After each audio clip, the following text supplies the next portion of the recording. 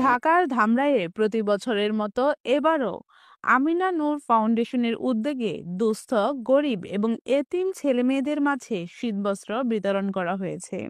এই মহান উদ্যোগটি আয়োজন করেন বীর মুক্তিযোদ্ধা মোহাম্মদ নুরুজ্জামানের পরিবার, যার অনুপ্রেরণায় প্রতি বছর এ ধরনের মানবিক কার্যক্রম অব্যাহত রয়েছে।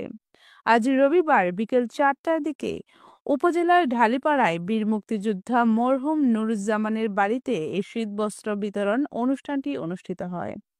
অনুষ্ঠানে প্রধান অতিথি হিসেবে উপস্থিত ছিলেন আমিনা নূর ফাউন্ডেশনের পরিচালক ডক্টর আবদুল্লাহ আল জামান। এছাড়া আরও উপস্থিত ছিলেন আমিনা নূর ফাউন্ডেশনের পরিচালক কামরুন নাহার এবং ডক্টর তানজিয়া শারমিন। প্রায় 1000 দুস্থ, গরিব এবং এতিম ছেলেমেয়েদের মাঝে শীতবস্ত্র হিসেবে কম্বল বিতরণ করা হয়। এই উপলক্ষে বিশেষ করে একটি দোয়া অনুষ্ঠিত হয়, যাতে দেশ ও সমাজের উন্নতি, শান্তি এবং সকলের জন্য কল্যাণ কামনা করা হয়।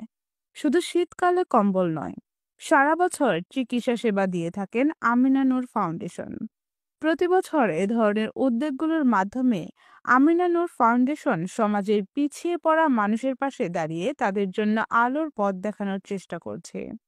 ফাউন্ডেশনের এই মানবিক কার্যক্রম স্থানীয় জনগণের মধ্যে এক ভিন্ন রকম